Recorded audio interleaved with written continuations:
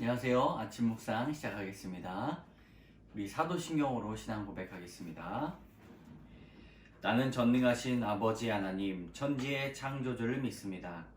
나는 그의 유일하신 아들, 우리 주 예수 그리스도를 믿습니다. 그는 성령으로 잉태되어 동정녀 마리아에게서 나시고 본디오 빌라도에게 고난을 받아 십자가에 못 박혀 죽으시고 장사된 지 사흘 만에 죽은 자 가운데서 다시 살아나셨으며 하늘에 오르시어 전능하신 아버지 하나님 우편에 앉아 계시다가 거기로부터 살아있는 자와 죽은 자를 심판하러 오십니다. 나는 성령을 믿으며 거룩한 공교회와 성도의 교제와 죄를 용서받는 것과 몸의 부활과 영생을 믿습니다. 아멘. 오늘 함께 부를 찬양은 324장 예수 나를 오라 하네입니다. 324장입니다. 예수 나를 오라 하네 예수 나를 오라 하네 어디든지 주를 따라 주와 같이 가려네 주의 인도하심 따라 주의 인도하심 따라 어디든지 주를 따라 주와 같이 가려네 겟세마네도 산까지 주와 함께 가려 하네 피땀 흘린 동산까지 주와 함께 가려네 주의 인도하심 따라 주의 인도하심 따라 어디든지 주를 따라 주와 같이 가려네 심판하실 자리까지 주와 함께 가려 하네 심판하실 자리까지 주와 함께 가려네 주의 인도하심 따라 주의 인도하심 따라 어디든지 주를 따라 주와 같이 가려네 주가 크신 은혜 내려 나를 항상 돌보시고 크신 영광 보여주며 나와 함께 가시네 주의 인도하심 따라 주의 인도하심 따라 어디든지 주를 따라 주와 같이 가려네. 아멘. 오늘 하나님께서 주시는 시편의 말씀, 시편 25편의 말씀입니다. 시편 25편의 말씀입니다. 제가 봉독하겠습니다. 여호와여, 나의 영혼이 주를 우러러 보나이다.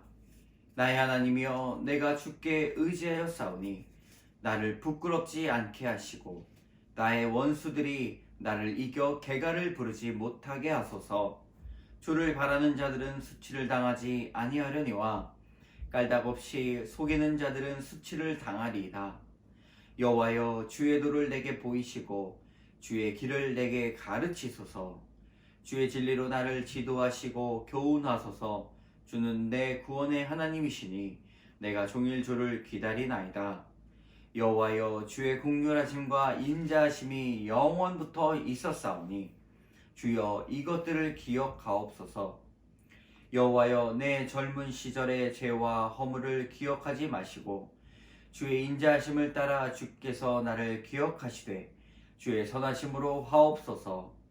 여호와는 선하시고 정직하시니 그러므로 그의 도로 죄인들을 교훈하시리로다. 온유한 자를 정의로 지도하시며 온유한 자에게 그의 도를 가르치시리로다.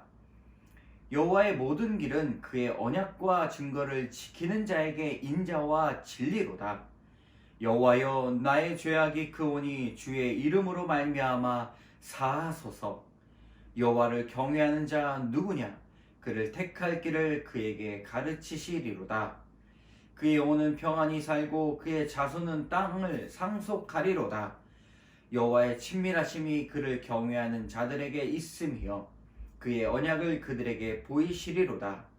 내가 눈이 항상 여호와를 바라봄은 내 발을 그물에서 벗어나게 하실 것이미로다. 주여, 나는 외롭고 괴로우니 내게 돌이키사 나에게 은혜를 베푸소서. 내 마음에 근심이 많사오니 나를 고난에서 끌어내소서. 나의 곤고와 환난을 보시고 내 모든 죄를 사하소서. 내 원수를 보소서. 그들의 수가 많고 나를 심히 미워하나이다. 내 영혼을 지켜 나를 구원하소서. 내가 주께 피하오니 수치를 당하지 않게 하소서. 내가 주를 바라오니 성실과 정직으로 나를 보호하소서. 하나님이여, 이스라엘을 그 모든 환난에서 속량하소서. 아멘. 오늘 이렇게 시편을 소리내어서 두세 번 읽다 보면 눈으로 그냥 읽을 때와는 또 전혀 다른 느낌입니다. 하나님의 말씀 단어 한 구절 한 구절이 우리의 귀에 더 들어오고 또 입으로 읽는 그 소리가 우리 스스로의 심령을 치유합니다. 시편은 우리 삶과 매우 밀접한 관련이 있는 주제들이 많이 나옵니다. 대부분의 시편의 주제는 개인의 탄원입니다. 홀로 힘들고 외롭고 지치고 또 고난 가운데 부르짖는 기도가 대부분입니다. 시편 25편은 개인의 탄원시인데 특별히 개인의 보호와 용서를 구하는 시편입니다. 1절을 보면 그 내용이 확실하게 나옵니다. 1절, 2절 여호와여, 나의 영혼이 주를 우러러 보나이다. 나의 하나님이여, 내가 주께 의지하여 싸우니 나를 부끄럽지 않게 하시고 나의 원수들이 나를 이겨 개가를 부르지 못하게 하소서. 나의 영혼이 주를 우러러 보나이다. 이 말은 주님, 내가 주님께 얼굴을 듭니다. 고개를 듭니다. 내가 주님 앞에 기도합니다. 라는 말이죠. 또 내가 주님께 기도할 수밖에 없습니다. 주님의 보호를 요청합니다. 주님의 보호를 요청하는 기도입니다. 시인의 기도에 대한 간절함이 이 1절부터 나오고 있습니다. 주님, 내가 주를 우러러 보나이다. 오늘 시편에 이러한 비슷한 구절이 우리 시편 곳곳에 많이 나오게 됩니다. 그런 말씀이 몇 개가 있는데요. 21절에 내가 주를 바라오니 라는 말씀도 그와 비슷합니다. 그리고 15절에 내 눈이 항상 여호와를 바라봄은, 그러니까 주님 앞에 우리의 심령을 들이며 기도한다는 말씀입니다. 우리 2절에 보면 나를 부끄럽지 않게 하시고 라는 구절이 나옵니다.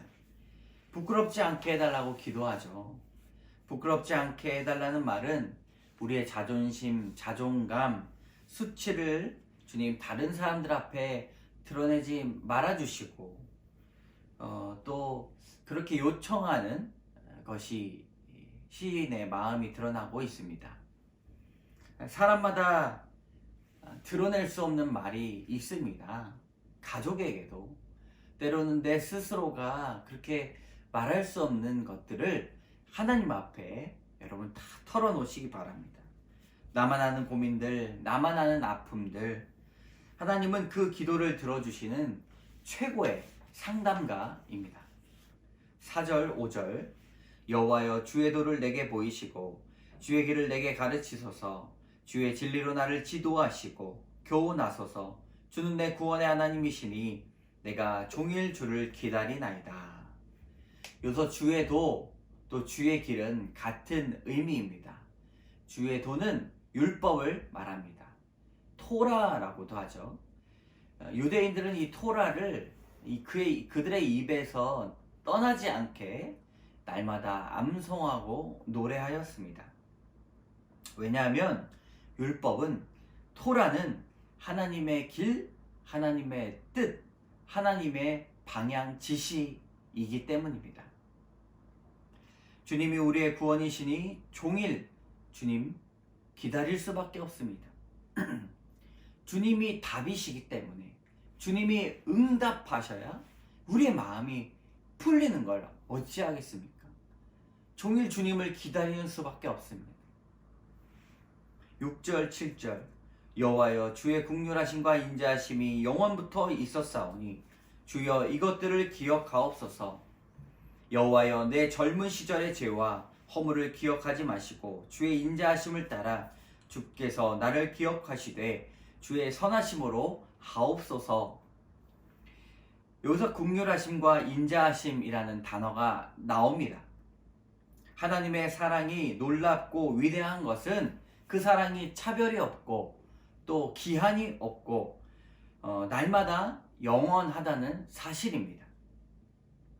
변함이 없죠.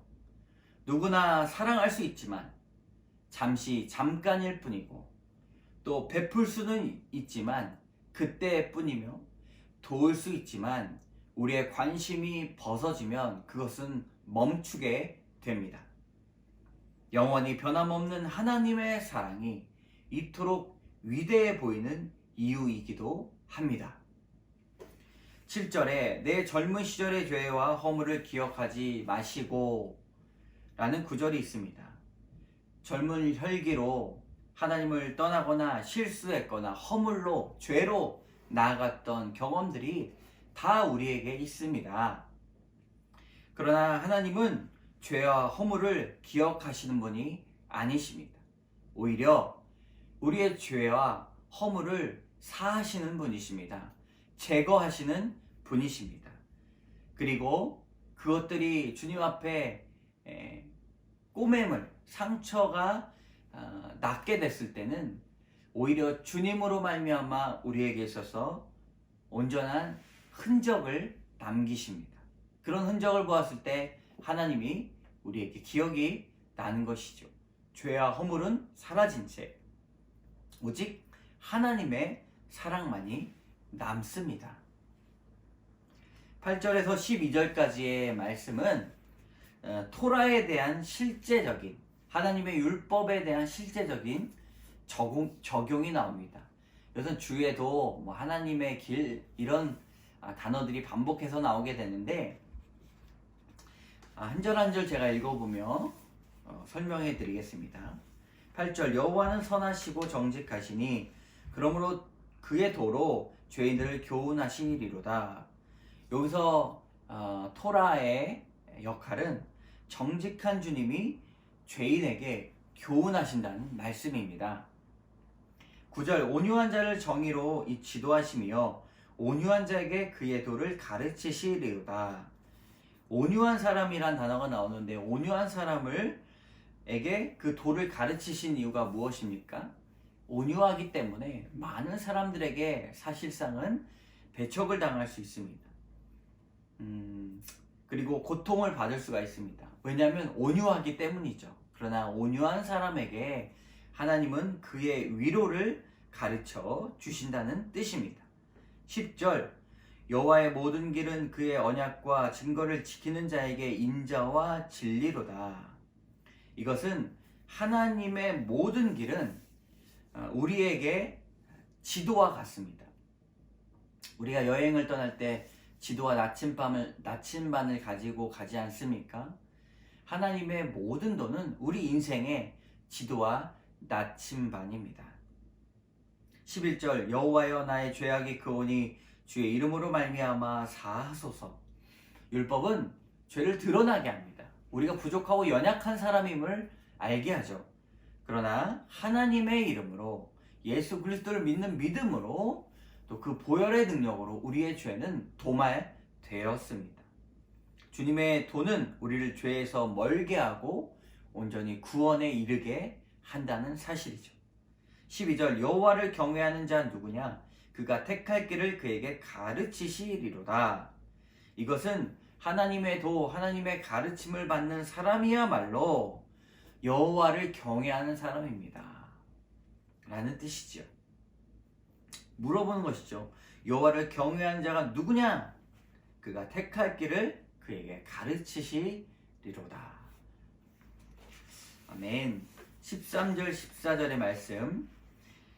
그의 영혼은 평안히 살고 그의 자손은 땅을 상속하리로다. 여호와의 친밀하심이 그를 경외하는 자들에게 있으며 그의 언약을 그들에게 보이시리로다. 내 눈이 항상 여호와를 바라보면 내 발을 그물에서 벗어나게 하실 것이미로다. 이 13절과 15절까지는 하나님의 도를 아는 사람들, 즉 토라를 인생의 지도로 생각하는 사람들에 대한 유익입니다. 그렇게 하나님을 따르는 사람들에게 어떤 유익이 있는가? 그것은 하나님 안에 머무르는 사람은 영혼이 평안하게 됩니다. 그리고 하나님께서 주시는 그 기업을 상속받게 된다고 이야기합니다. 그의 자손은 땅을 상속하리로다. 14절 후반에 그의 언약을 그들에게 보이신다고 말씀하십니다. 언약을 하나님께서 주시죠. 항상 주님께서 언약을 주시고 그 언약을 이루시는 모습을 보게 됩니다. 15절에 항상 여호와를 바라보면 서로 1절과 연결이 됐다고 말씀드렸는데, 그로 인해서 우리의 발이 하나님을 바라봄으로 말미암아 우리의 발이 그물로부터 벗어난다고 말하고 있습니다. 이것은 기도할 때에, 하나님을 바라볼 때에, 우리의 고개를 들을 때에 지혜를 얻을 수 있고 인생의 그물을 발견하게 됩니다.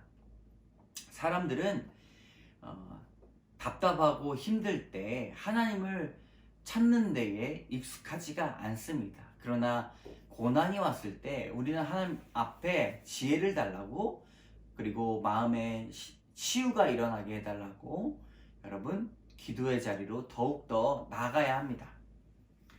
우리 16절 17절 주여 나는 외롭고 괴로우니 내게 돌이키사 나에게 은혜를 베푸소서. 내 마음에 근심이 많사오니 나를 고난에서 끌어내소서. 이 개인의 탄원이 지금 나옵니다. 개인의 탄원시라고 오늘 말씀드렸습니다. 괴로운 마음을 하나님 앞에 토로합니다. 그런데 이것을 이길 수 있는 것은 오직 하나님의 은혜뿐입니다. 은혜가 아니면 도저히 그것을 이겨낼 수 있는 방도가 없습니다. 사람의 말로 치유가 일어날까요? 재정이 채워짐으로 우리에게 있어서 문제가 해결될까요? 그런 부분들도 없지 않지만 최종적으로 하나님의 은혜가 있어야만 우리의 삶의 문제가, 복잡한 문제들이 풀어지게 되는 것입니다. 하나님은 근심 속에서, 고난 가운데서 우리를 끄집어 내주시는 분이십니다. 20절 21절 읽겠습니다.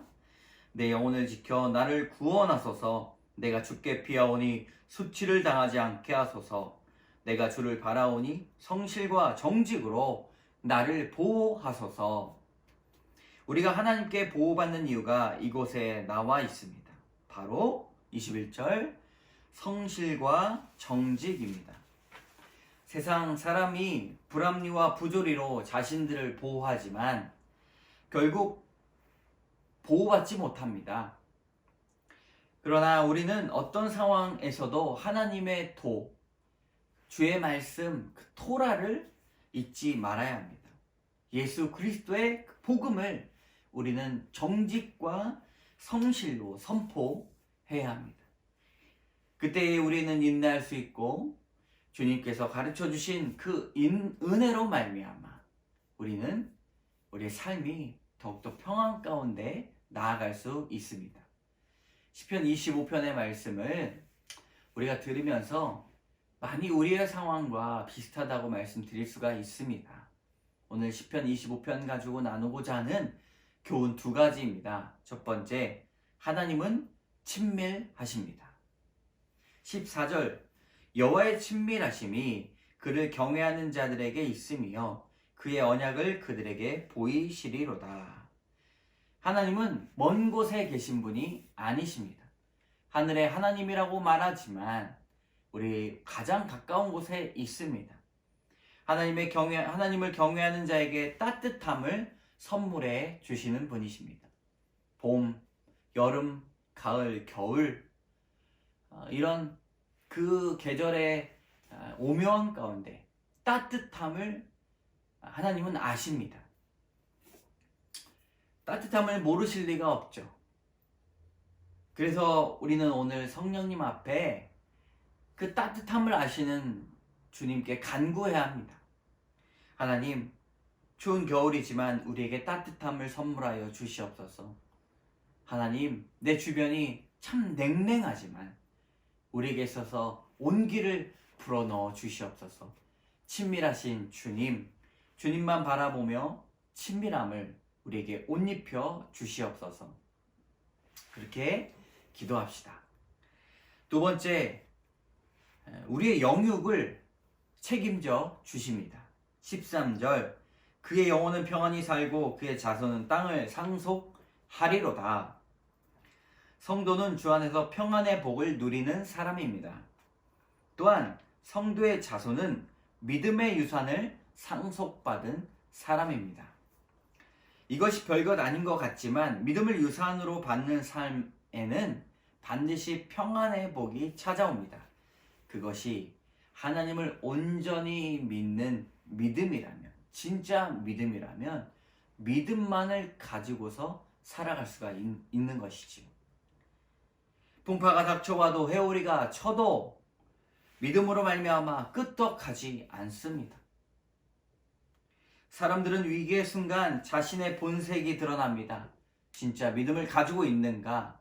아니면 그 믿음이 가짜인가? 어려움이 오면 우리의 믿음은 더욱더 날마다 견고해져야 됩니다. 어려움이 왔는데 믿음이 깨진다?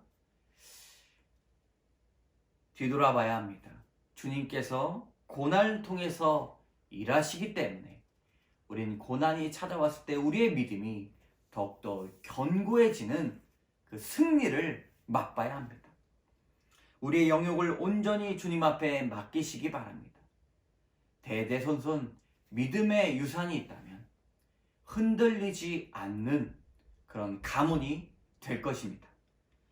주님, 알아서 해주십시오. 나는 최선을 다하지만 내가 최선 다한다고 모든 것이 다 이루어지지 않습니다. 주님께서 은혜를 베풀어 주셔야 됩니다. 그러므로 우리는 주님 앞에 모든 것을 맡깁니다. 이런 기도가 우리 대대손손 이루어져야 합니다.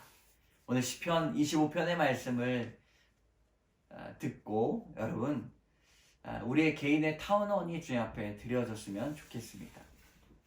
기도하겠습니다. 참 좋으신 하나님, 주님은 친밀하십니다. 주님 먼 곳에 계시지 않지요. 우리에게 따뜻함을 선물하여 주시고 우리의 두 손을 꼭 잡아주시고 우리의 심장을 안아 주시옵소서.